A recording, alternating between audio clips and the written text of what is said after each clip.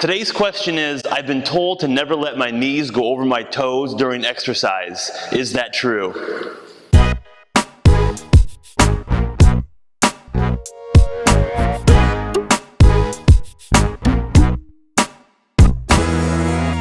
What does it mean for the knees to go past the toes? Imagine a line straight up above your toes, going straight up.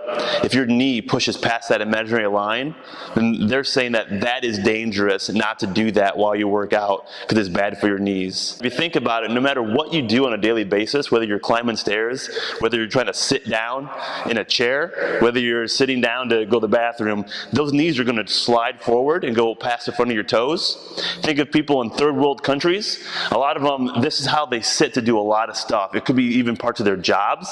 This is really a resting position for a majority of the world. It's just not for the United States because we're all lazy and we sit in chairs all day.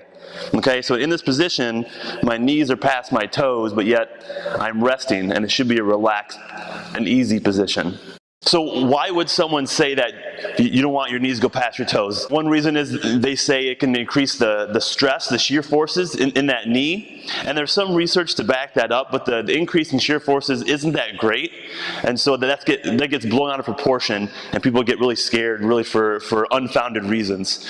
And plus, if you try to compensate and keep those knees behind the toes, a lot of times it increases the forces in your hip 10 to 20 times more than any increase you would see in your knee. So it's almost worse to push the hips back than it is to push the knees forward. So now let's talk about when are examples where you do want your knees behind your toes.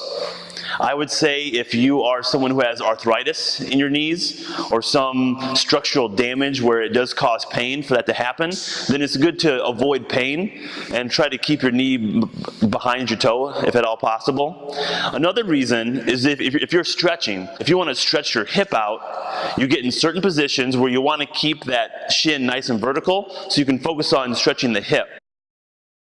We do a stretch called the Spider-Man, and what you want to do is straighten your back leg and keep this shin nice and vertical, because then that stretches out your hip. If we let our knee go forward, now it becomes less of a hip stretch. So this would be a good example. Yes, I want my knees behind my toes when I'm trying to stretch my hips out. Now, on the converse, if you want to stretch your ankles out, because a lot of us have really poor ankle mobility, you need that knee to go past your toe in order to increase that range of motion in your ankles. Your body needs range of motion in the ankles to function optimally and to function well. And so if you don't have ankle mobility, you're basically going to start to compensate and try to get range of motion out of your knees. And that's going to cause problems down the road. So make sure you're getting your knees past your toes to increase ankle range of motion during your warm-up or during mobility exercises. But keep that knee back when you're trying to focus on the hip.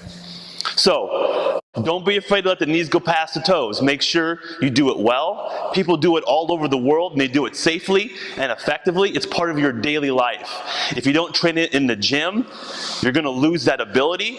And as you age and as you do it less and less, then it will become a little bit more uneasy, a little bit more painful. You start to lose mobility, and you start to compensate in ways that your body doesn't want you to compensate, and that'll cause more issues down the road. Let those knees go past the toes. Be smart about it. Move better. Feel better. Check you later.